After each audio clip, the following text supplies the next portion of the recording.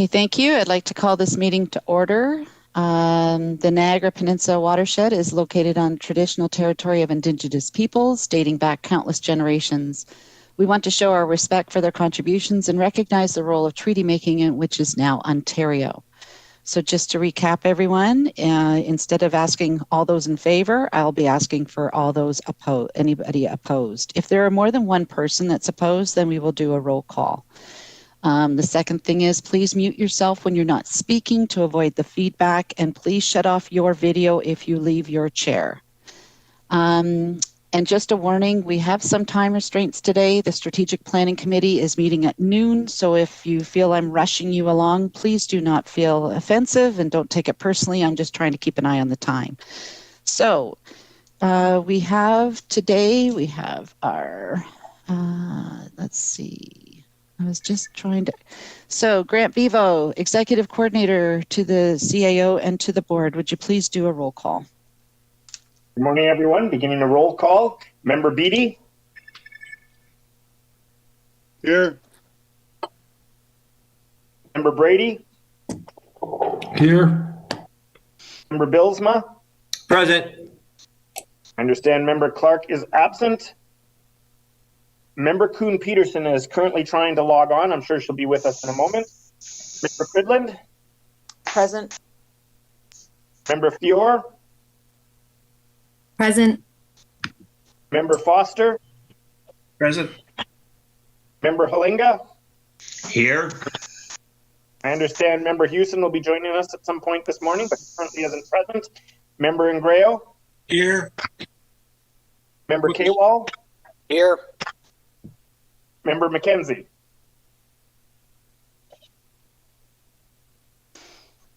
Member McKenzie. He was here I see you earlier. there. Right. Member Metcalf is not able to join us this morning. Member Rapley. Here. Member Shurton. Present. Member Smith. Yes. Member Steele. Here. Member Woodhouse.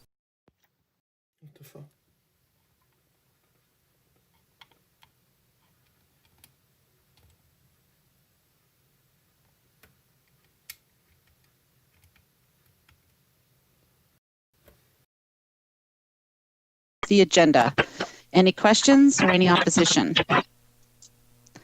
Any opposition? Seeing none, it is carried. Any declarations of conflict of interest? Seeing none. If you do find later on that you do have a conflict of interest, feel free to jump in at that time. Approval of the minutes. This is for the December 17, 2020 full board authority minutes. And it's been moved by Member Billsma, seconded by Member Cridland to approve the minutes. Are there any questions?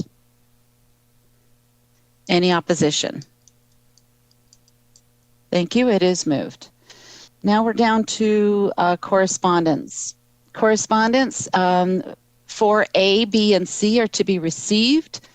And it is moved by Member Fior and seconded by Member Foster that we receive A, B, and C. We will discuss D in a minute. Any opposition for receiving that correspondence? Seeing none. So now we have 4D. Sorry, This Chair was Johnson. a letter. I'm sorry? Could we ask a question about the correspondence? On 4D? Oh, no, on A. Oh, on A, I apologize. I asked that earlier. Okay, no problem. Go ahead. So my question is relative to the letter that was sent to Minister Urick. Does the Npca carry directors and officers insurance? So I'm going to ask CAO Sharma to answer that. Where is Chandra? Good morning. Through you, Madam Chair, answer is yes. Thank you. Yes, it does. So that insurance would provide liability protection for those board members that are not municipal councillors. Is that correct? It's for staff. I will have to go back, check with our insurance providers on the further details. Okay, so could staff be asked to just report back to us at the next meeting on whether there is liability protection for those board members who are not municipal councillors? Absolutely. All right, that'd be wonderful. Thank you. Okay, thank you, Member Kaywall. We're now down to 4D. This was an email that was sent to me from the Honorable Jeff Urich, Minister of the Environment Conservation. I would like to speak to this. First of all, I would like to move that the Npca board give me permission to write back asking for a representative on the Npca. So I just wanted to give you a synopsis here. I think we're all disappointed that the whole process, starting with Bill 229, this was a budget bill that included Schedule 6, which literally decapitated the conservation authorities. Now we have a working group. We discussed this last meeting. After the decapitation, if you will, we are now going to get together and try and make it better. But if you will see, to top it off, there isn't one representative from Hamilton, Haldimand, or Niagara. Any of these municipalities that are on this board, not one of them is being represented on this working group. And just for a footnote, Niagara and Hamilton have at least 4 conservation authorities involved and over 1 million people in population. So I did speak to the chair of the working group, Hassan Bassat, at our meeting on Monday, the GIC budget meeting. And I asked him for a timeline. When is this all supposed to take effect? And they said that their goal is to get it all ready to go, all the conservation authorities, new boards, everything will be set up by January 2022. So again, I'd like to move a letter that we write back to the minister asking for a representative from the Npca. And another footnote I'd like to add is that Councillor Ferguson from the City of Hamilton, who's also the chair of the Hamilton Conservation Authority, is attending Roma this weekend in Toronto cyberly, and he's going to have a one-on-one with the minister, and he's going to be bringing up this topic as well. So if anybody would like to second that motion, that would be great, and I can get permission to send back a letter. Thank you. So it's Member Brady. Maybe if Member Brady could move it, we could have a second for that. So Member Steele and Member Brady would like to speak to it? No? Anybody else would like to speak to this correspondence? I'm not seeing anybody. Oh, sorry. Member Woodhouse. I feel like I'm in the I'm sorry. mosh pit. Yeah, I been involved in this with our local municipality and the region. They're going aggressively for the same reason. The thing that befuddles me, and I trust whoever's going to represent us, if in fact we do get some representative, is that we find out why. Why were we neglected? Why were we overlooked? Why were we excluded? Because to me, this is the real crux of the issue. And so I hope whoever is representing us gets an answer to that. Thank you. Thank you. And let's make sure that there's a lot of the CAs are omitted, not just the Npca, but we certainly do want a voice at the table. So it's moved by Member Brady, second by Member Woodhouse, that I can respond back requesting that the Npca be a representative at the table. Are there any opposition or any further discussion? Seeing none, thank you very much. It's carried. Chairman. I think Chandra, I think you also want to give a little bit of an update because you know a lot of the people that are on this board or on this working group. Sorry about that, Chandra. I just seeing my notes.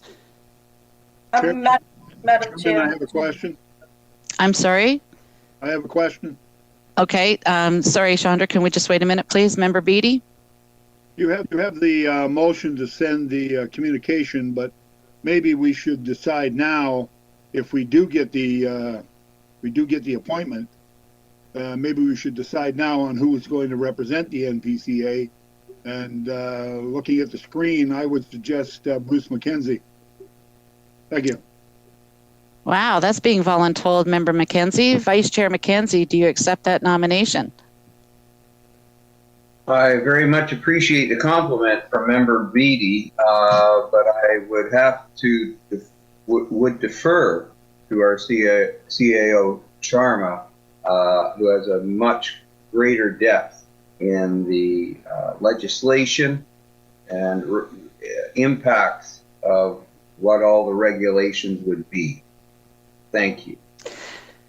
Thank you. My worry is that we have a lot on our CAO's plate already. Is there any other nominations? If I may, Chair Yes. Johnson, I would stand in if CAO Sharma is not available and or another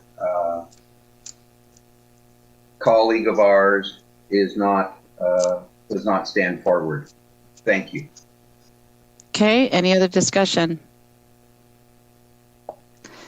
Okay, thank you. CAO Sharma, did you want to speak to and update everybody on the working group, please? Madam Chair, as we heard from my colleague Hassan Bassett at the Hamilton GIC meeting the other day, there were a lot of considerations in picking the appropriate members for this working group. And as you know, there's 8 conservation authority out of the 36 that are represented on this group, and there are 2 municipal representatives. So that's the group. That's the main group. There is a secondary or support group, I would say, with more technical expertise. That group will dissolve after the Section 28 regulations are developed, and that group and they're posted on ERO for public comments after 60 days. So comments for 60 days. So on that group, we have developers. It's a mix. There's conservation authority, planning experts, and developers on that group. So it's more of a working hands-on. On the main group that has 8 members, I'm pretty pleased with the caliber of my colleagues that are represented on this. They had to pick from a lot. They have to consider a lot of things, the geography. 36 conservation authorities are spread out. They had to pick some of the GTA ones where we have the major issues.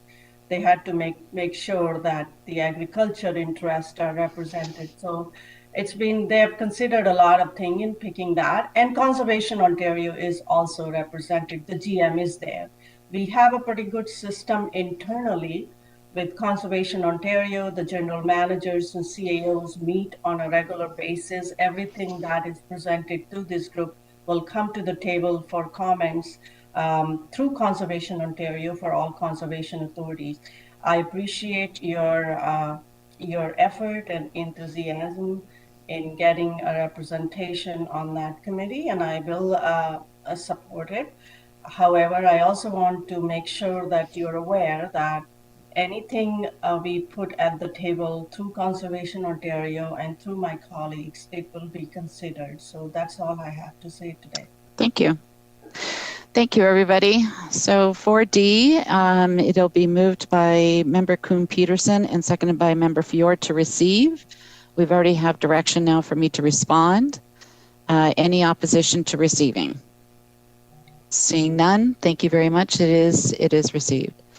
We're on to presentations now. So this is as per the Auditor General's recommendations. We're now to receive board training to understand floodplain mapping. This will be done by Senior Manager of Planning and Regulations, Dave DeLuce, and also Senior Manager Water Resources and Steve Miller, and Sarah Mastriani, who is the Manager Planning and Development Power with the PowerPoint presentation. So you're on, and I believe it's David that's going to start us off. Thank you, Madam Can everybody Chair. else please mute themselves? Go ahead, Dave. All right, first, can everybody hear me all right? Yes, and I forgot to say that Member Kuhn-Peterson has joined us. She is our call-in number, as you see on your board. Go ahead. Okay, sorry, and the presentation just disappeared. I don't know if everybody else can see it. Okay. Okay, so again, thank you very much for this opportunity. Myself and my colleagues will be going over very briefly why do we do floodplain mapping, how we do floodplain mapping, and what the implications are of floodplain mapping with respect to our policies. Next slide, please. Okay, so again, we split up. I'll be speaking about the why. Steve Miller will be speaking about how. And Sarah will be speaking with respect to our policies and what the implications are. Next slide, please. Okay, so why do we do floodplain mapping? Next slide.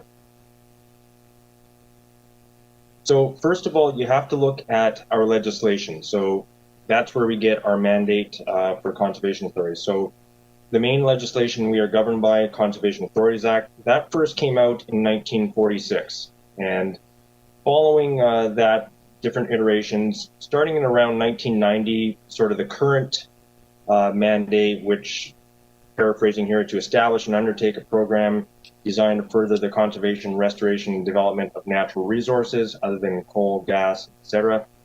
Now, I just want to point out that with the recent changes, there is, call it a refined mandate that will be taking effect at some point. It hasn't been proclaimed yet. But that refined mandate is actually more explicit, and it goes on to specifically say an authority shall provide the following programs or services within its area of jurisdiction, including programs and services related to the risk of natural hazards. So more specific than our previous mandate, we're being told by the province that, yes, conservation authorities are to be involved in natural hazards. Next slide, please. So let's look back. What precipitated all of this? So back in 1954, October 15th, Hurricane Hazel hit Toronto and the area and experienced 285 millimeters or 11 inches of rain in 12 hours. And unfortunately, as a result of that, there were 81 people killed. And when you look at what the costs were back then, it was approximately $100 million or up to. In today's value, that would be in economic damage as a result of that one event. Next slide, please. So following that event in 1956, the Conservation Authorities Act was amended. And not only were we given the ability to acquire lands for recreation and conservation purposes, but sort of the key power that came in was our ability to regulate lands for the safety of the community. So this is essentially what gave rise to our original ability to regulate floodplains. Next slide. Now, additional responsibilities, and where this came from is you have to look more recently to 2006, and actually even before then, around 1998. So the province had amended the Conservation Authorities Act to set up for new regulations and new features that could be regulated. And that took place starting in and around 1998. And it wasn't until ultimately 2006 when the final versions of regulations were published. And again, explicitly within our regulation, 15506, we were authorized to regulate floodplains. So the province, in order to try and make sure that things caught up with the change in regulations, and also I should note change in the provincial policy statement, which gave more emphasis on protecting people and property from natural hazards. We entered into a memorandum of understanding through Conservation Ontario with the province, specifically Ministry of Natural Resources and the Ministry of Municipal Affairs and Housing. And under that MOU, conservation authorities act on behalf of the province to provide comments on section 3.1 of the provincial policy statement. And that section, again, specifically refers to natural hazards. So that is an obligation of conservation authorities under applications under the Planning Act. Next slide. So putting this all together, so tools that Conservation Authority has for regulating floodplains. So again, we presently have Regulation 15506. We anticipate some point in the near future there will be an updated regulation. We look forward to seeing what that looks like. This gave us the ability to regulate floodplains. Now, in order to regulate floodplains, we need to know where the floodplains are. So in this case, conservation authorities, we use floodplain mapping to determine where the limits of the 100-year floodplain are, and therefore that's what establishes our regulated area with respect to floodplains. Next slide. At this point, I'll turn it over to Steve Miller, who can speak to you more about how we actually map the floodplain. And thank you, David.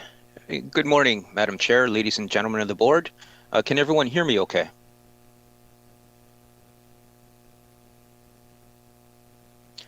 Okay.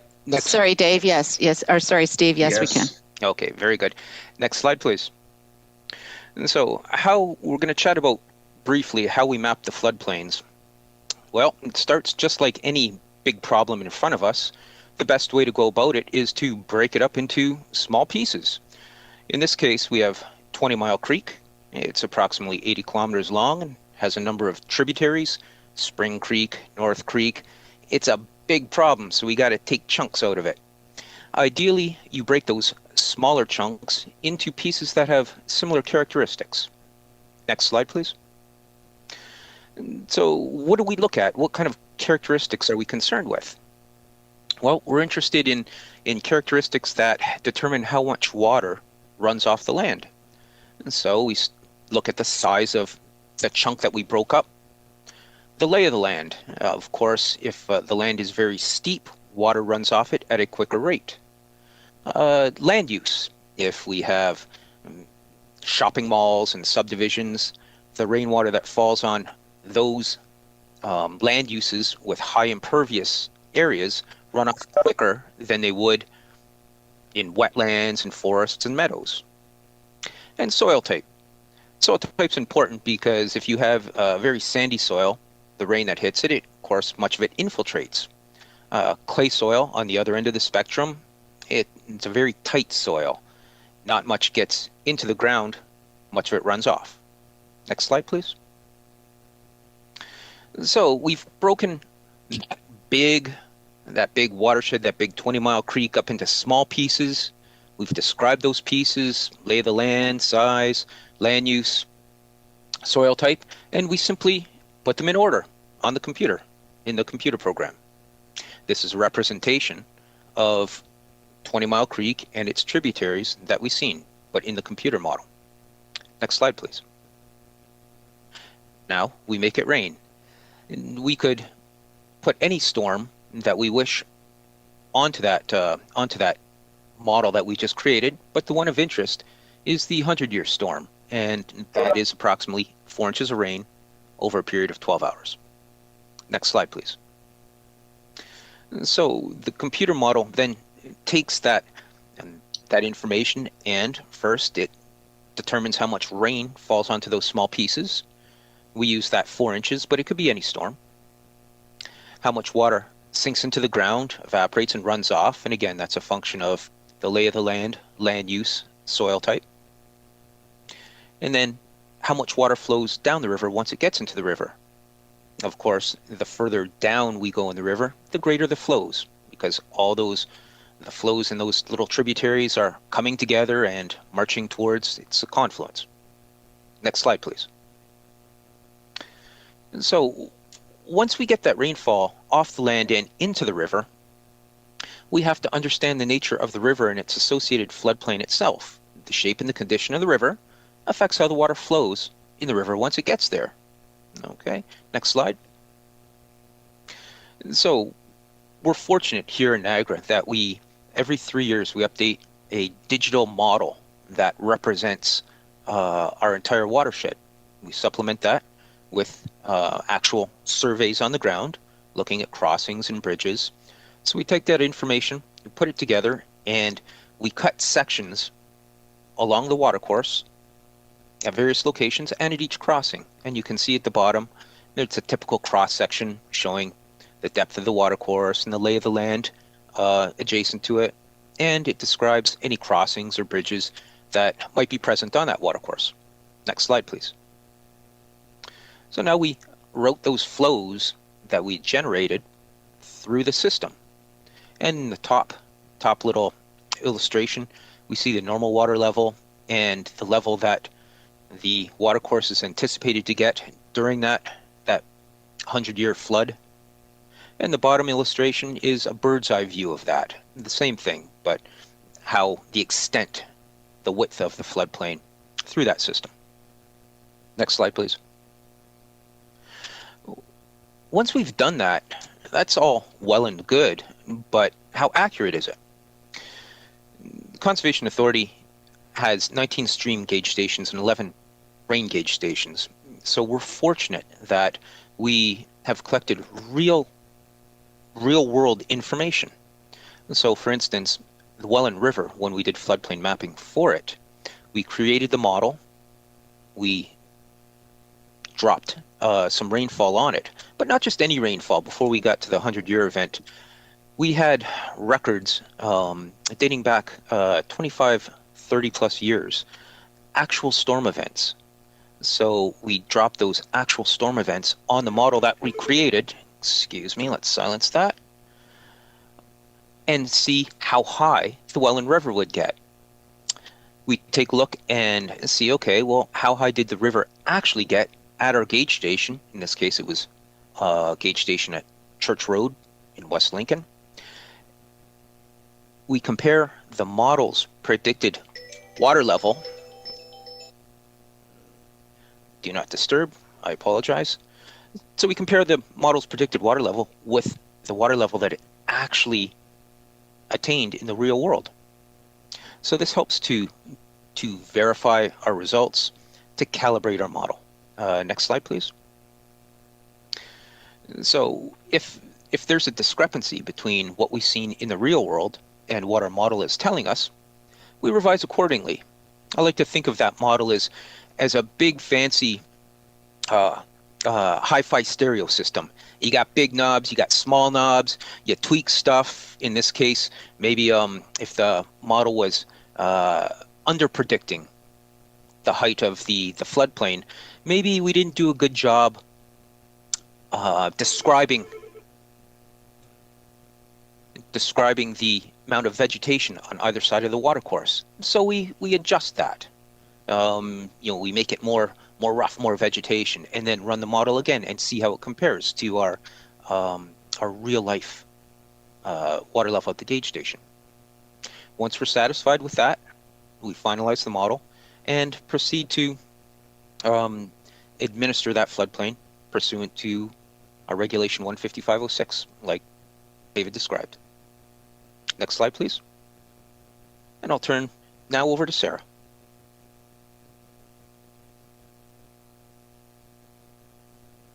Perfect. Thank you, everyone. I am going to jump in now and sort of give you a little synopsis on... Sarah, it's really hard to hear you. Is there any way you can turn up your volume, please? I will. Is that better? Not really. How about now? Is that... Oh, there you go. Thank you.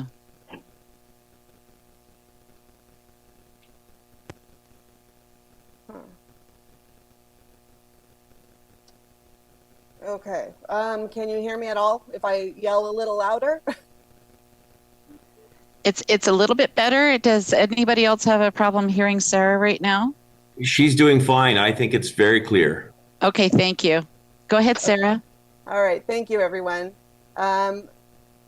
Next slide, please. Okay, so what you see on the screen is the policy document that the Npca currently uses. Section 4 of that policy document is where the policies in relation to floodplain management lie. This document was approved in September 2018. It did go through some extensive public and stakeholder consultation. It also sort of provides the why we regulate floodplain, and some of those objectives are preventing loss of life, minimizing property damage and social disruption, reducing the potential for incurring public costs associated with the impacts of flooding hazards, managing the existing risks and reducing the potential for future risks. This policy document it does provide the sort of decision-making for the Npca on planning and permit applications. Next slide, please.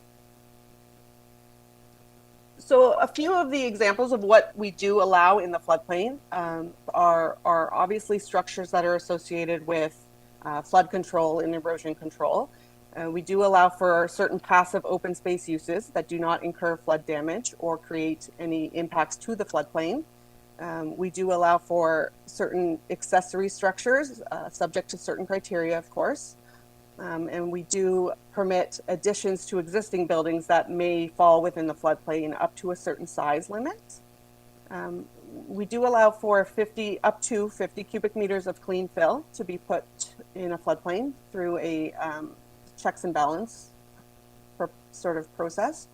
And we do allow for an activity which is called a balance cut and fill in the floodplain, which if you don't know, for some of you who don't know, it's a technical engineering exercise that allows the floodplain to be sort of manipulated or revised in an effort to sort of alleviate flood risks in certain areas.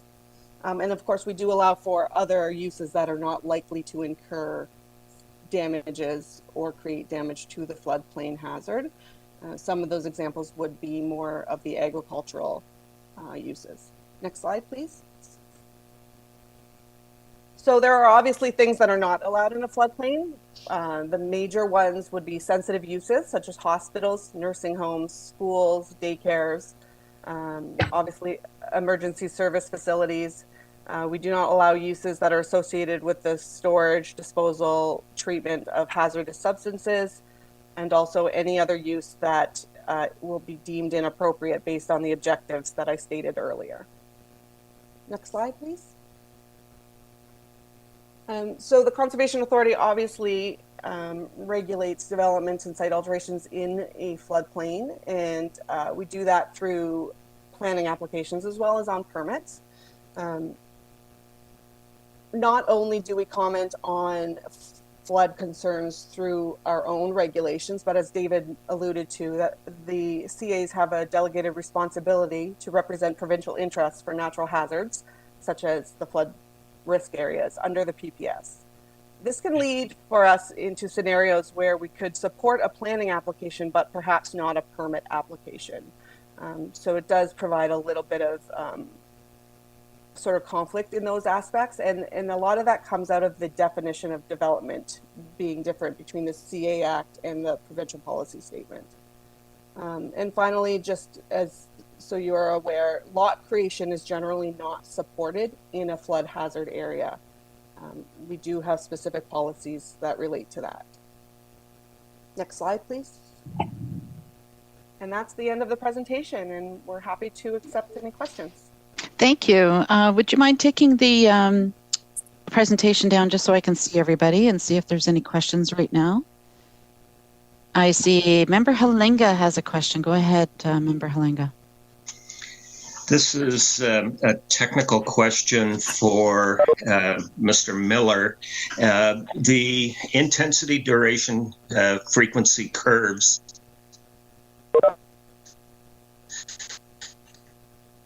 that are used on past records of intensity and so on. When was that IDF last updated? I'm sorry, I don't know whether you got the whole question because Member Halenga, you were coming in and out. So maybe, yeah, want to try that question one more time, please? Okay, I will. I turned off my video. Yeah, maybe I'll get better idea. Reception. When was the intensity, duration, frequency curve last updated? Because with climate change, we have experienced more frequent, intense storms. And what may have been a 4 inches in 12 hours over a 100-year frequency in the past, we're experiencing that much more frequently.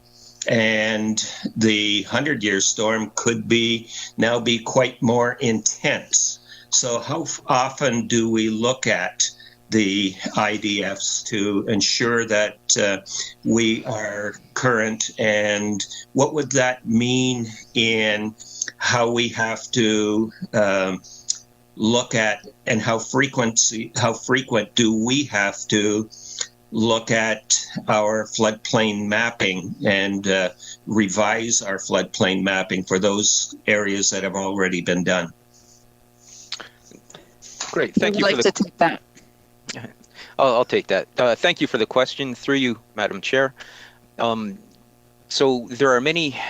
So an IDF curve, intensity, frequency, duration curve, is simply a way to describe how much rain falls in a certain location at a certain intensity for a certain duration. Every Environment Canada climate station has one, and each municipality generally has their own preferred IDF curve, or the one that they use. They're updated from time to time. Generally, they're on the conservative side.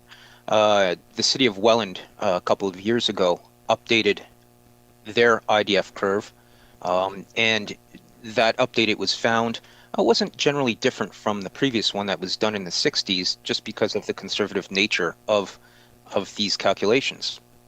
But climate change is upon us. It is a thing, and that's one of the reasons that we look to update floodplain mapping. Not only we have better computer horsepower, more accurate mapping, but we take a look at the climate data. What has changed? Has there been an update to the IDF curves? All that it warrants an update to the floodplain mapping, a program which we're undertaking. The short answer is there is not a uniform time period. They're updated at the discretion of the municipality, at the discretion of Environment Canada. So that's one of the things that that is a bit of a challenge when we're looking to update these floodplain maps. Thank you. Member Halinga? No, that's fine. Thank you very much. Thank you. I have Member Brady, then Member Woodhouse. Member Brady? Thank you. How many more floodplains do we need to map in Niagara so that we'll have actual coverage of floodplain mapping throughout Niagara? Steve or David? I'll take that. Thank you for the question, Member Brady, through you, Madam Chair. We hope to complete all our major floodplain map watercourses by 2027. So we're looking to proceed with a program. It's on our capital plan to have that completed. That doesn't mean to say that we're finished. After that, we go back and take a look at some of the floodplain that was mapped 25 years ago. You know, we're in a cycle of constant updates. But your short answer it will be 2027 when we have complete coverage. Thank you. Member Hengreo and Member Rapley, could you please mute your mics? We're hearing a lot of feedback, and I'm wondering if it's just too many mics are open. Thank you. Member Brady, are your questions finished? Thumbs up. Thank you. We have now Member Woodhouse, please. Thank you, Madam Chair. My question is probably to Steve. There's two things. Number one, the water courses that are actually in ownership of other, like for Ontario Hydro, for example, and their interface with the system. That's one question. The other thing is about the duration. I see that the measurements were, I believe you put up there 3 days on the graph you were showing. But, and I think a bit's been raised earlier about the frequency of some severe storms. So the timeline of which the water actually the rain actually comes down, is the system that we've identified, or the setbacks we've identified, take that into account, and is the timeline an issue? Because you got water flowing in, you got water flowing out, and time obviously is a factor. So I just wonder if you could talk a bit about that. Of course. Thank you very much. Through you, Madam Chair. The first question. So the major watercourse that's owned by Ontario Power Generation is Lower 12 Mile Creek through the city of St. Catharines. Lower 12 Mile Creek is basically the tail race for the DQ hydro generating station. The water flows north to Martindale Pond and then is discharged through the Haywood generating station owned by the City of St. Catharines into Lake Ontario. That entire watercourse and the lands beside it is owned by Ontario Power Generation.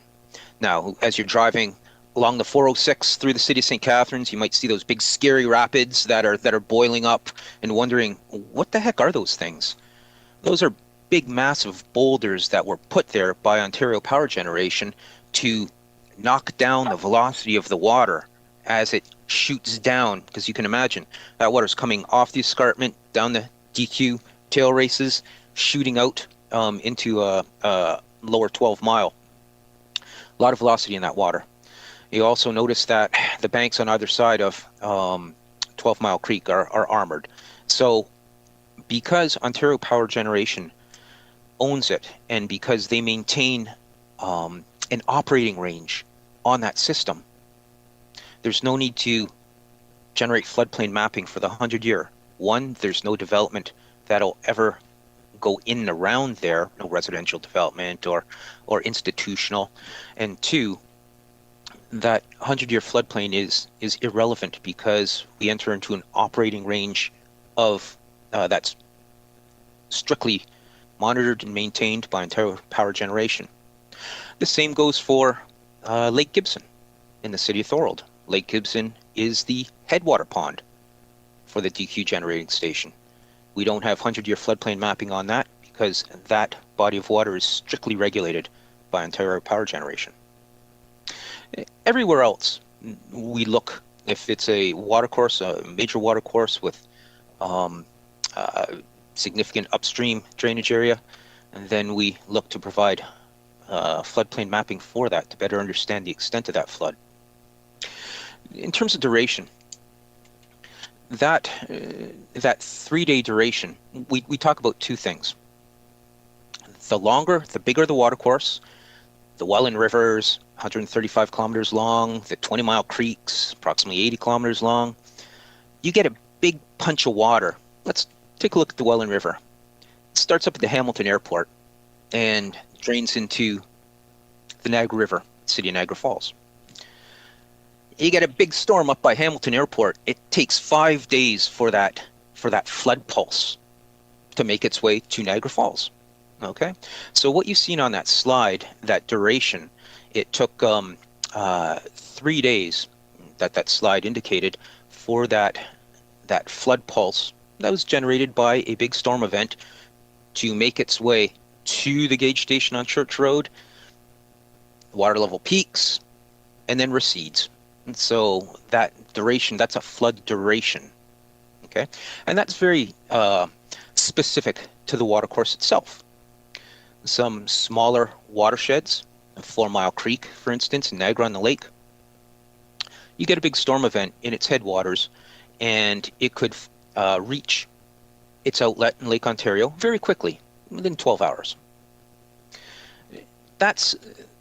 So that we spoke about the duration of that flood flow in the watercourse.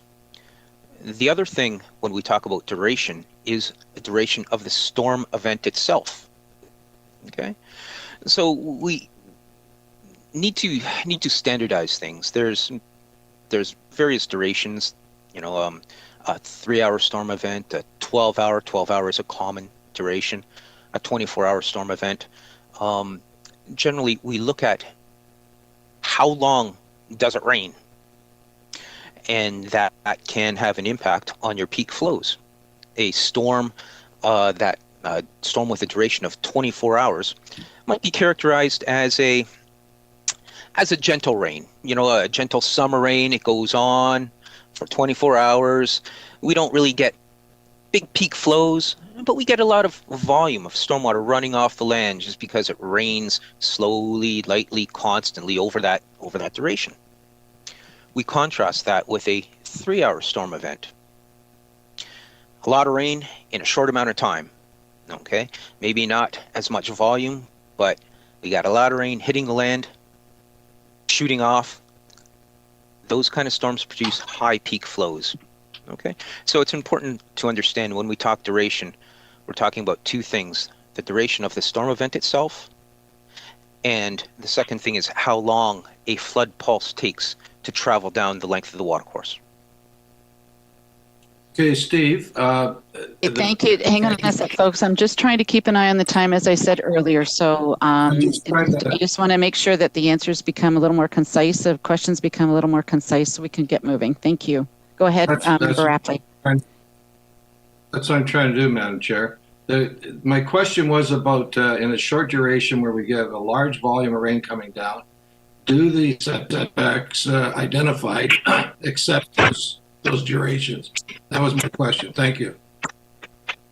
I'm sorry, Madam Chair. I didn't. He broke up. I couldn't hear the question. Member Woodhouse, could you please rephrase your question? He didn't hear it. You were cutting in and out a little bit. Okay.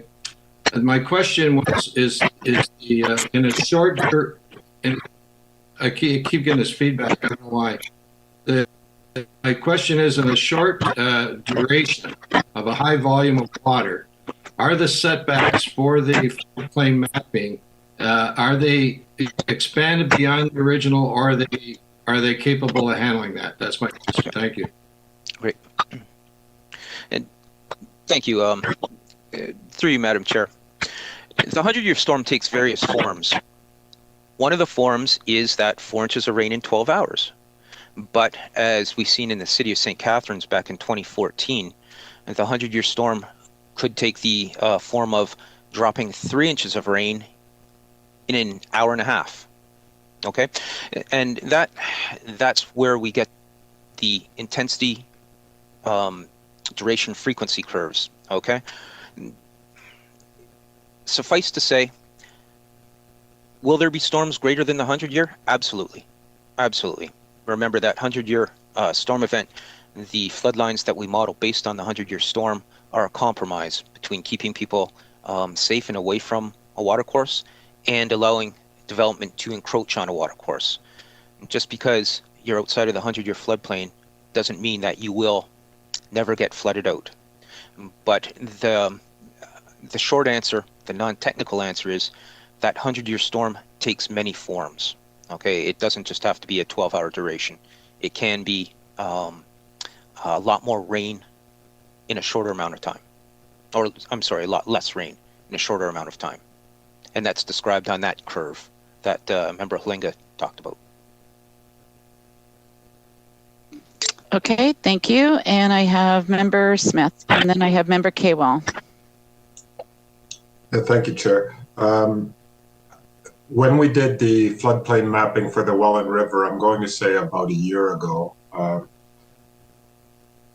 because the presentation we just received, I think it's a great presentation and it should be included, and I'm sure it is, with public consultations. But I do recall that we, the board, were also briefed on the political reactions to the two options we had before us. And then dialogue ensued on and by political reaction, I mean, I should say the citizen reaction, not from the political branch of our society, but from the citizens. So citizens preferred one option to the other. One option meant no resistance. The other option meant a high level of resistance. And so my comment or question would be on floodplain mapping. Ever since I experienced that meeting, I've wondered why we as an organization, I understand the need to engage with the public and inform the public, but I don't know why we care about their opinion if we're doing our work based on a scientific basis. Yep. No, great question. Through you, Madam Chair. We go out to the public for a couple of reasons. At the very beginning of a study, we want to hear about folks who know the river best, folks that have lived along that watercourse for 20, 30, 40 years. We ask them, how high have you seen the waters get? How has the watercourse changed over time? All that on the ground knowledge really helps inform the technical team. Hey, we should be looking at this area, because the residents say it's been a pinch point forever. We want to make sure our model takes that into account. So we gather all that real world anecdotal information right up front to make sure that our technical model is the best it can be. It doesn't miss anything. And then as we go through the process, we typically have a second public engagement. I like to call it a technical understanding. And that gives folks that live along the watercourse and may be impacted by the floodplain the ability to ask questions, to understand what we're doing, how we're doing it, and why we're doing it. Again, we're trying to be communicate. We're trying to be open and transparent, so people have the ability to ask questions and understand what we're doing.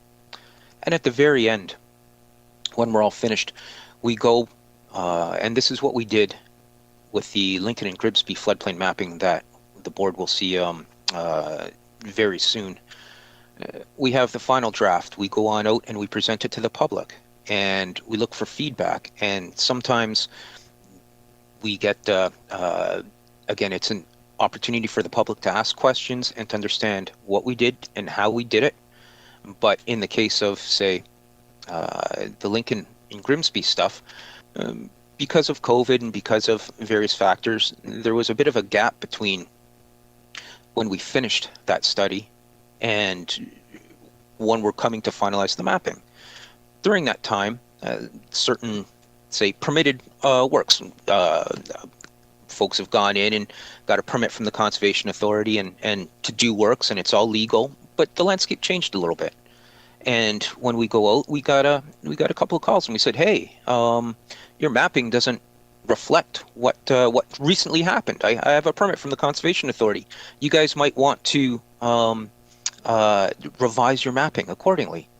And so that's just one example, but that provides a second set of eyes, the public that's there. They're looking, hey, is this correct? Does this make sense? I'm not sure. I've got some questions to ask. So those are the reasons that we go out to the public on these projects. Thank you. Member Smith? Yeah, thank you, Chair Johnson. I'm not sure that it addressed exactly the point I was trying to make, so maybe I can just make it as a comment, although I appreciate your answer, Mr. Miller, I really do. I believe from the dialogue that happened at the time, there was a lot of discussion. It was presented to us that, and there was even citizens in the audience who we knew were strongly in favor of one option over the other. I just had a sense of concern that it started to be, let's go with the path of least resistance. And a comment was even made along those lines on the board. So I just wanted to put it out there that I believe we're a science-based organization, and the anger of citizens towards one option or another, as long as we can back up our decisions with the science and with the good work that our staff has done, we have to be willing to bear the brunt of that anger of citizens who are going to say, I don't want this floodplain map. If I could briefly respond to that, Madam Chair. Briefly, good. Briefly. Okay. There are many ways to skin a cat. There are many storms that can be used. We talked about the duration, 3-hour, 12-hour, 24-hour. With respect to the Welland River, a lot of it was mapped in 1989. So the study that happened in 2010 compared itself to that previous study. The storms used in those two studies were different. They were technically acceptable under the Ministry of Natural Resource and Forestry guidelines, but they were different. That's why we got different results. We didn't engage the public as much as we should have during that 2010 study. So we heard what the public had to say. We heard that they didn't like it. The board directed that we go back and take another look at it. In this case, we wanted to compare apples to apples.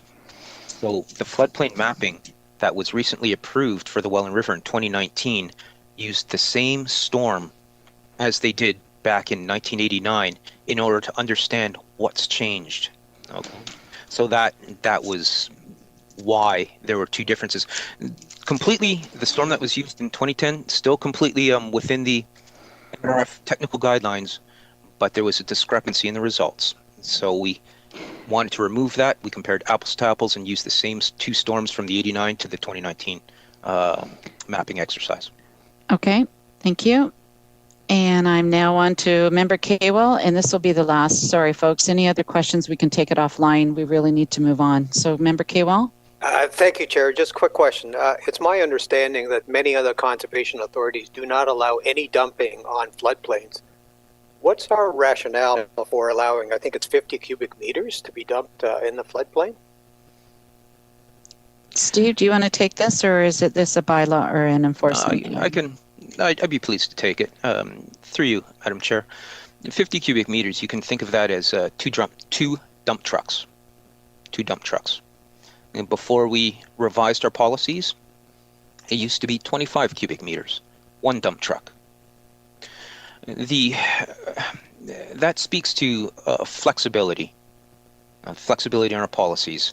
If you have a big floodplain like the Welland River, and the philosophy, the theory is that a minor amount of fill isn't going to serve to negatively impact the floodplain, to serve to flood out your neighbor upstream or downstream. Now, the Conservation Authority still wants to make sure it's done in an appropriate manner. We don't want to have those 2 dump trucks in a big pile right beside the creek that serves as a dam.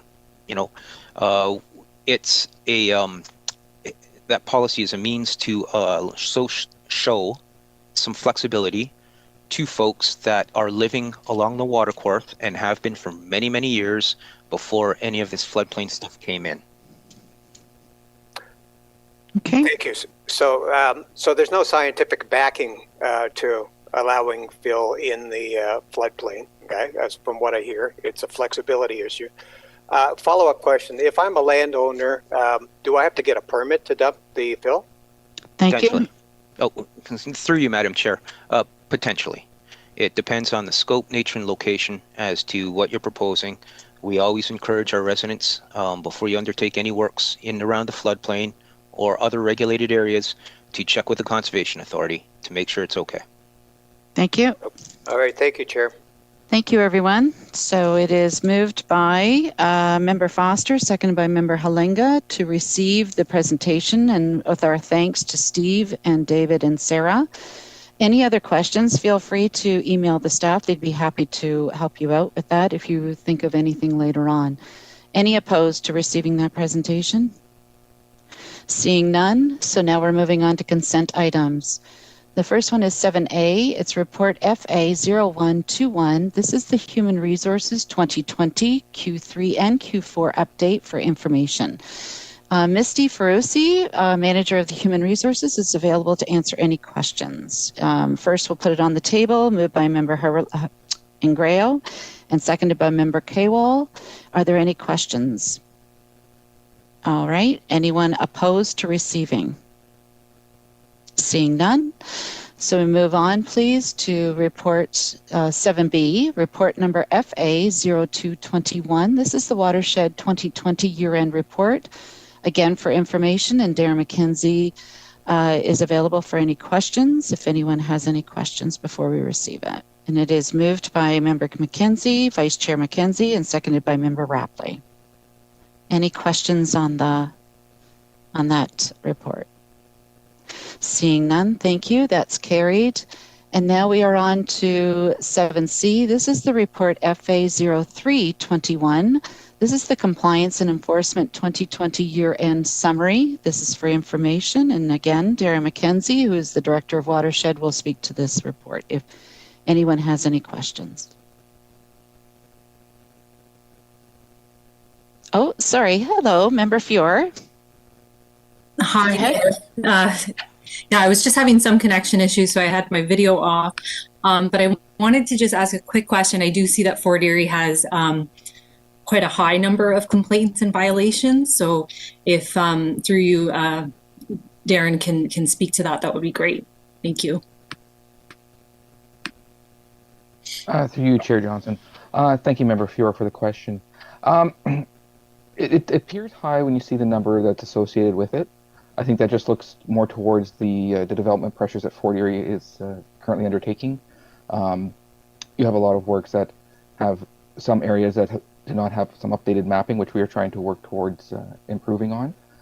You have some areas that have wetlands that we really do need to have updated for their mapping area. It has more to do with that Fort Erie also has every single regulated feature that we enforce under the Conservation Authorities Act. So they get the gambit of everything that we're looking at. That's pretty much the main for that. We're also working with the local municipality to better find these areas where people are may not be aware they need a permit, may not have had conversations with the Conservation Authority in the past, and I think that those increased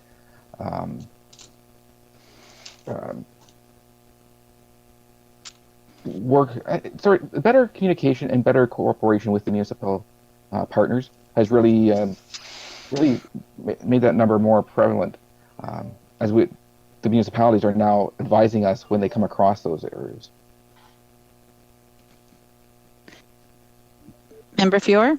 Okay, thank you very much for the explanation, and really happy to hear that you're working closely with the municipality on it. Thank you. Thank you. So that was moved, I believe, by Vice Chair McKenzie and seconded by Member Rapley. Any opposition to receiving it? Thank you very much, Darren, and it is carried.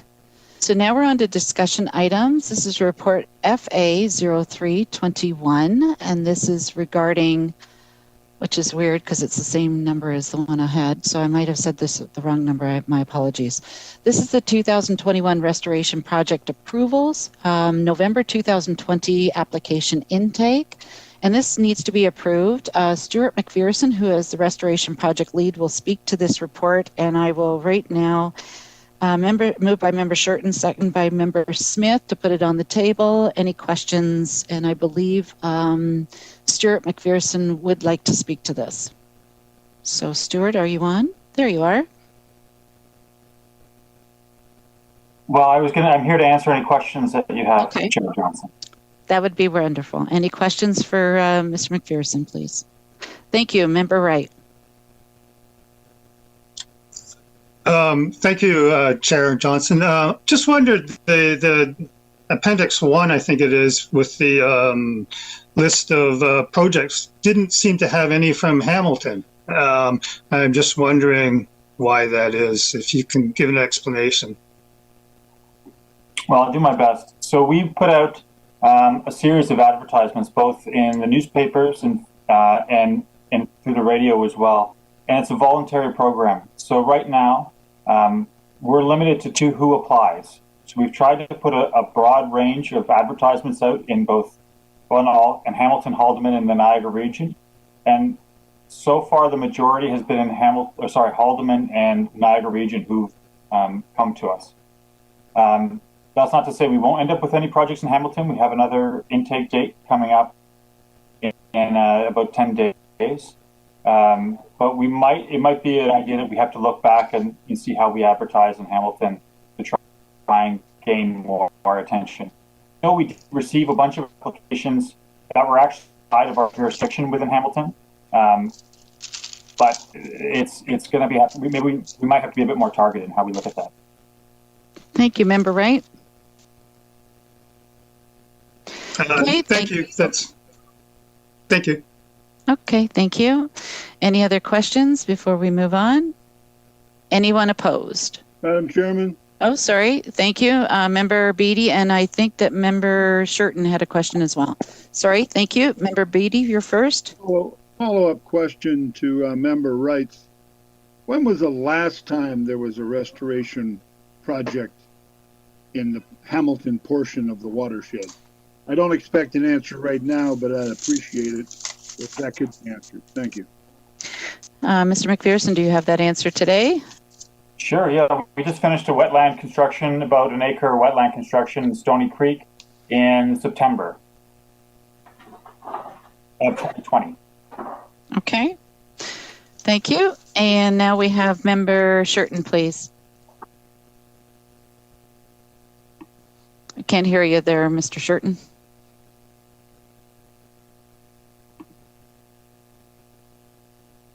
Rob, you're muted.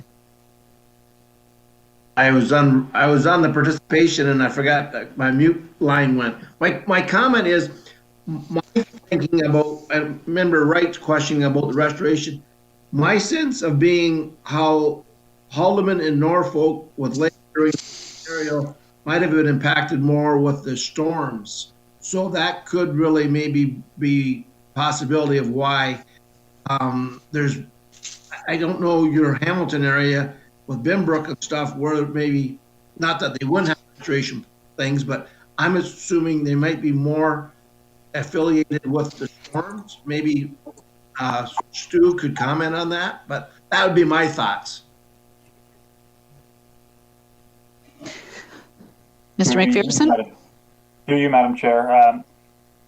One of the reasons that we end up getting a lot of projects that I can tell in Haldeman is that we have a partnership with the Haldeman Stewardship Council, who brings a lot of projects to us. I mean, specifically in Haldeman, we're having a handful of projects aimed at reforestation.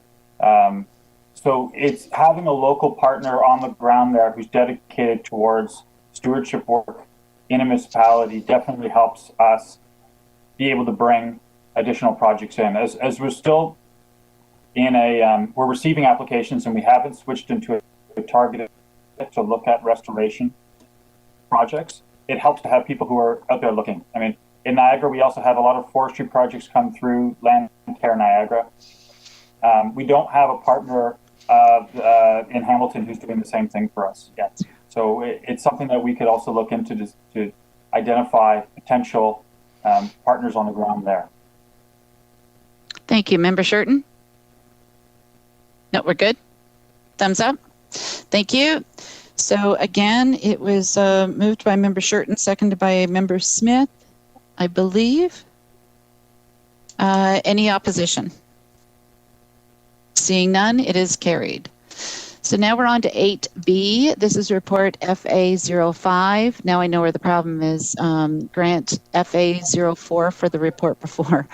FA0521. This is the postponement of the February 2021 annual general meeting to June 2021. We need to approve this. First, I'm going to ask Grant Vivo, who is the executive coordinator to the CAO and the board, to speak to this report. And when the staff has presented this report at the agenda, review, I contacted our governance chair, Rob Foster, and I believe Chair Foster will also add some comments to this. So we'll start off with our executive coordinator to the CAO and board, Grant Vivo, please. Good morning, everyone. I'll try and keep this as concise as possible. The recommendations are as in the report on page 68 of the agenda. And just some quick background. We've been proceeding towards doing a hybrid meeting, hoping that we could have something in place in January, actually, for actually at Balls Falls with select staff, the chair, and a limited number of members. And at one point, I think as late as November, we were still hoping to have a fully normal meeting for the AGM in February. Unfortunately, the most recent lockdown and the timing of the lockdown has made it necessary that we reevaluate these plans. So we, in early January, we contacted some other CAs and Conservation Ontario just to see how they had planned to proceed. And quite frankly, some of them were looking at how we were going to proceed, knowing that our AGM would be in February. Some were uncertain as to what they were going to do, and some were still going to go ahead with virtual meetings. For us, the issue is somewhat that we have a more complicated voting system, a larger board, and of course, we've not been able to have an electronic meeting of the board that's been free of glitches and log-on issues and those technical difficulties. Looking at WebEx, we can do a voting electronically on WebEx, but that's not available to people who call in, and we typically have at least one member who calls in and is not electronically on the meeting. As well, at the last governance committee meeting, there was a suggestion or request that we look at the election process, and that was going to take place at the subsequent meeting of governance, which we've not yet had an opportunity to hold. So looking at the legislation, the Conservation Authorities Act is actually permissive of rescheduling the meeting if we are prepared to waive the administrative bylaw. As well, the financial side of things, the signing authorities remain in effect until such time as we're able to have an AGM. And at the AGM, there's also the appointment of auditors and a borrowing resolution. Corporate services really has to go out and do an RFQ or an RFP for auditors. They likely wouldn't be in a position to do that in time for the February AGM. And it's the preference of corporate services to have a borrowing policy in place before we look at passing a borrowing resolution. As well, we're looking at hoping that we can have the committee structure maintained for 2021 during the pandemic, and also in light of the fact that we really only have 4 committee meetings per year before you re-elect. So that's also an issue as well. Beyond that, if I've missed anything, Chandra or Lise, please feel free to chime in. Okay, thank you. First of all, welcome. Member Houston has joined us. And also, I just want to refer, as I said earlier, to Member Foster to comment as being chair of the governance. Member Foster. Yes, thank you, Chair Johnson. So a couple of things, even when discussed, but particularly between you and I, but sort of broad brushed at governance. I don't think there's any significant concern about pushing the AGM on for a while, but we do have to also think through how that AGM is going to look, because if we get into elections, et cetera, we should have some sort of a software remedy to go and help with that. Now, I have done some, at least a little bit of research, and the chair actually, how does the term go, Brendan? You directed me to look at. I voluntold you. Yeah, voluntold me. Anyway, there are some software solutions. I have passed them along to Chair Johnson, which what I would like to do is pass it along to our IT staff and have them go and have a look to see if they would meet the needs of our group as we go through this. We need to have at least one other governance meeting, because there was some discussion around chairmanship of committees and stuff like that that we need to look at from some general comments that have come back in and through. So anyway, long and the short is that on a personal level, I don't have any objection to this, but we do have to make sure that we have the right tools in place no matter what as we get into the AGM. So thank you. Thank you. Are there any other comments? Member Woodhouse, I have you down. I don't see anybody else, and we'll go with Member Woodhouse first, please. Thank you. My only question is, and I support a delay in this. My only question is, as it relates to the legislation, is there any conflicting legislative requirements that we must meet, a mandate that would conflict with this this initiative? Thank you. Thank you. Grant? Bevo? There is not. There is not. Member Woodhouse? Okay, thumbs up. So direction right now for the staff to take a look at some software that Member Foster is suggesting, and I see Member Kaywell's got his hand up. Thank you, Chair. So I'm supportive of moving the AGM, but my bigger question is who would be actually invited to the AGM? And that's in asking the question, it relates to the whole issue of membership. Okay. Have we had any clarification from the participating municipalities with respect to membership? And secondly, have we actually sent a letter to them asking them to clarify or confirm who their appointments to the board are? Member Foster, I see your hand up, but I would like to interject here at this moment. I know that our mayor has reached out to the regional chair to discuss going forward so that things can be ready by January 2022, if that's in fact what the direction is that January 2022 is when all these changes, whatever they may look like, will happen. So our mayor and the regional chair are in discussions as we speak. And that's all I'm going to say about that, because I don't know how that outcome is coming. And if you don't mind, Member Kaywell, I'm just going to ask Member Foster, maybe he can answer a little bit more. Yeah, actually, I was going to say the exact opposite. Yes, the regional chair is in discussions with the mayor of Hamilton. There's discussion points that are going on as to how the municipalities want to look at this. So we will hear more about that over the course of the next little while. What we are doing at this point in time, however, is it's pretty much status quo. So you know, there's not going to be any radical changes until a number of items are figured out. So yeah. Thanks. Member Kaywell? Thumbs up? I'm sorry, I can't hear you. You're muted. I said thank you. Okay, you're welcome. Okay, so it is moved by Member Steele, seconded. Oh, sorry, I heard somebody. Sorry, Member Hewson. Sorry, just a comment. I'm totally in favor. I think it makes sense to move the issue that's really, I think, throwing a wrench in things is the ability to do votes anonymously, and maybe we don't need to, and that would simplify it and save us some money. So maybe the committee could consider that, not today, but for another time. I'd be okay with that, especially if it saved the organization some money. And I also understand that figuring out the membership, as I understand it, is still evolving, and we're still waiting to land on a firm direction. So I'm happy to discuss that when we land on this is it, this is what we need to deal with, and I think that's a responsibility of the board to discuss. Okay, thank you. So as I said, Member Steele, seconded by Member Woodhouse, that we approve this postponement and at the same time send direction to the staff from Member Foster about looking at some software, because we may be coming back to you and say we found a solution and we can bump up the AGM. But right now, until we hear differently, it's going to stay at June for the time being.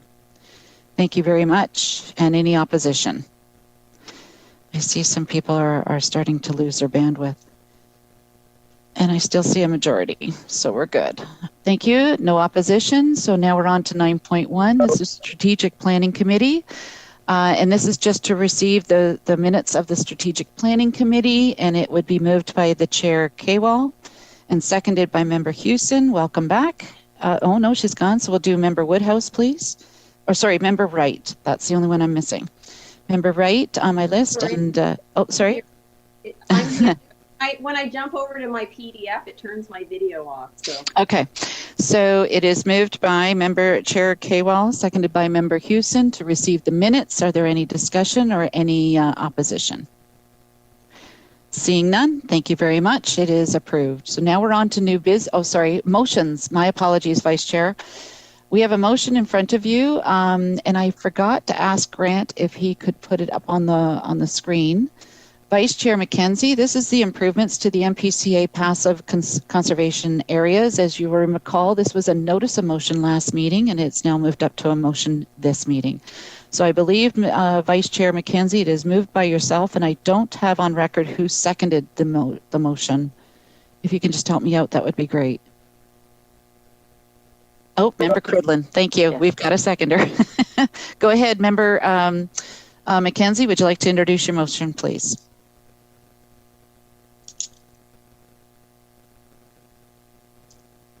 Thank you, Madam Chair. It's a pleasure to speak to you and the board about this motion. If you'd like, if Grant can pull the motion up on the screen as he has, that's thank you. And I'm hoping that the result of this motion will provide staff and the board with justification for work or recommended work that will come up in future budgets. As I mentioned in the motion, all of our conservation areas have seen a large increase in their use by the public, and from the public relations part of the Conservation Authority, the public's window into us is really through our conservation areas from what they see on the ground. And I see a tremendous potential for improving our conservation areas, especially our passive ones. I think some have sort of been to the wayside over time. So I'm bringing this motion forward to help staff feel that there's support for recommendations that they may bring to the board in the future for work and for budgeting purposes. And I'm glad to take any questions. Thank you. And Grant or Gina, whoever's running the slideshow, can you please scroll down so we can read the motion? Therefore, be it resolved. That's perfect. Thank you. So are there any questions? You're going to have to shout out, folks, because the motion's up on the board and I can't see you all. Yeah, Chair Johnson, it's Ken Kaywall. Thank you. Member Kaywall, you're on. Thank you. So over the past year, Director Gagnon has told us about the new asset management program that will be looking at all of our assets, including all of our parks. And actually in the CAO's 2021 work plan, there's an item identified as state of good repair for all of our parks. I'm assuming, Vice Chair McKenzie, that this is in support of that work and not in addition to that work. Is that correct? Thank you, Member McKenzie. Vice Chair? Through you, Madam Chair. Member Kaywall, I think this would work in parallel and support of staff's endeavors. There you go. That's great, because I know Director Gagnon and her team have put a lot of effort into the asset management program. I think it's bearing good fruit, and I'm quite happy to support your motion to support the work that they're doing. Thank you. Any other questions? Please shout out. Well, Mel, Member Woodhouse, go ahead. thank you. Should we not be including the, as part, I support the initiative, but I'm just wondering, should there not be a corresponding financial commitment or identification as part of this? Thank you. Vice Chair, would you like to answer that, or do you want to send it over to our finance expertise, Lise? Thank you, Madam Chair. Through you to Member Woodhouse,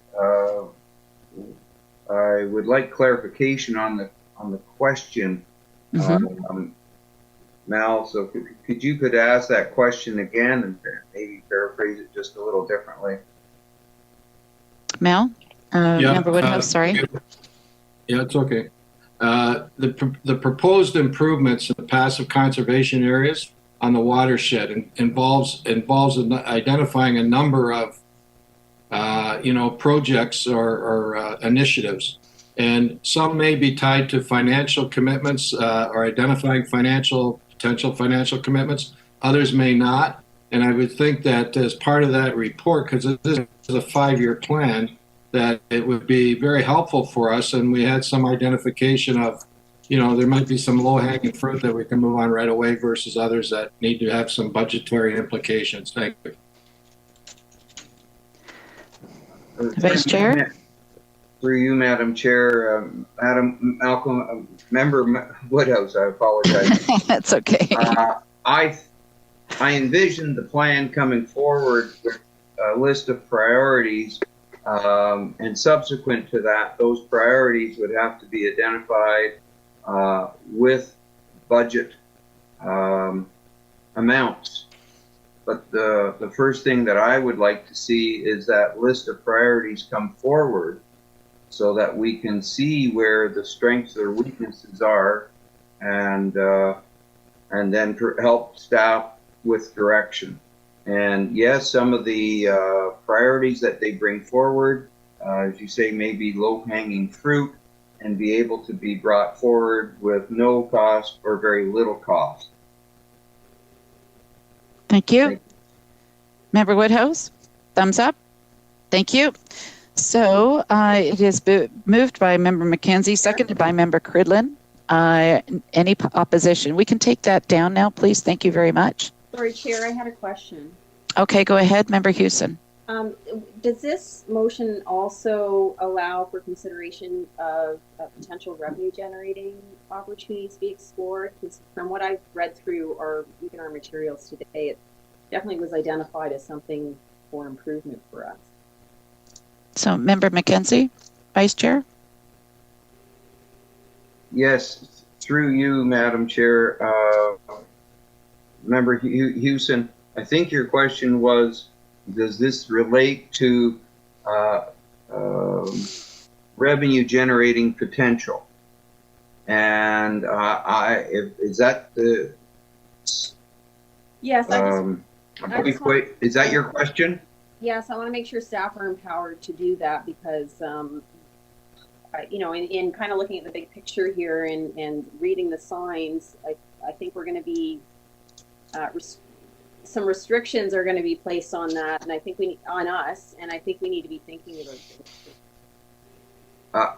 I would like to leave this open for recommendation from staff because it's going to be part of a bigger picture, which I think will be best explored through the strategic plan as well as we move through that, because the revenues for the Conservation Authority into the future, that's a big elephant in the room, and we're going to have to address that. Yeah. Okay, Member Houston? Thank you. Thank you, everyone. It has been moved and seconded. Anybody opposed? Seeing none, it has been moved. Good work, Vice Chair. So now we're on to any notices of motion. Sorry. I'm not hearing any. Thank you. So now we're on to new business. Before we ask for a verbal update from our CAO, I just wanted to give everybody an update on the polling for the meeting times for 2021. As you can appreciate, it's like trying to arrange a family reunion and trying to get everybody included. And every time we've thrown dates out, we're always missing one or two people. So Thursdays right now still seems to be the most popular, but please stay tuned. We're going to delve into this a little bit deeper. So I'm going to now turn this over to our CAO, Chandra Sharma, for a verbal update on Npca, and then we're going to go in camera. Go ahead. Thank you, Madam Chair. We just started January with a very positive, energetic note. Unfortunately, the COVID situation is not that favorable. So as you know, from my update, staff, Npca office is closed and staff are working from home, but we are carrying out our regular business and all the health and safety related stuff related to COVID.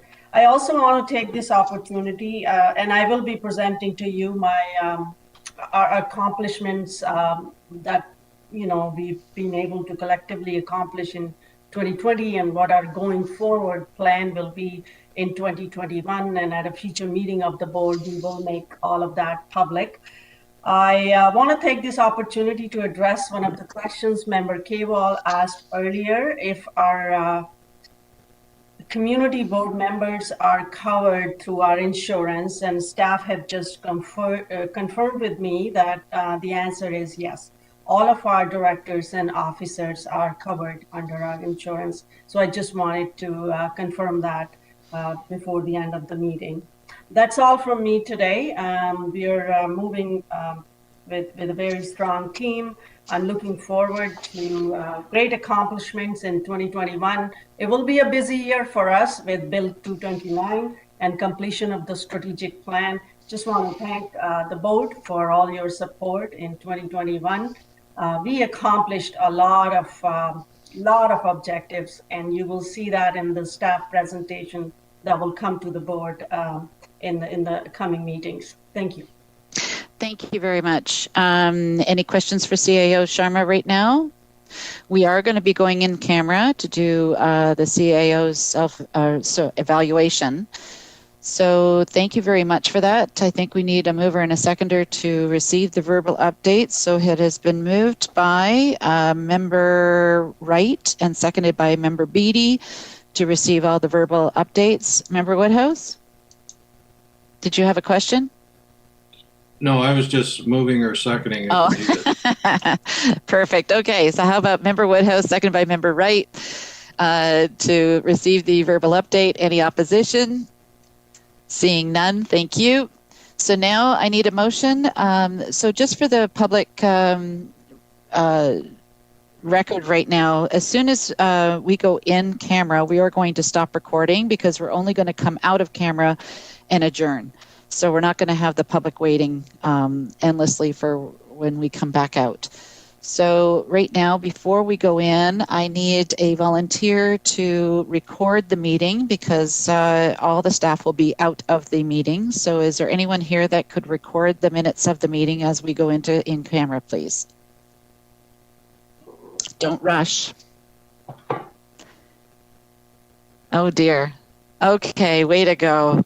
Member Fiore, you got a big cape and a Superwoman chest, uniform. Thank you very much.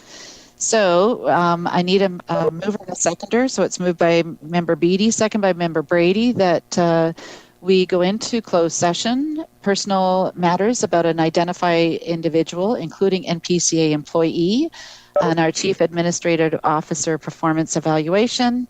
Are there anyone opposed? Seeing none, thank you very much. So I'm going to ask all the staff, please, to exit the meeting.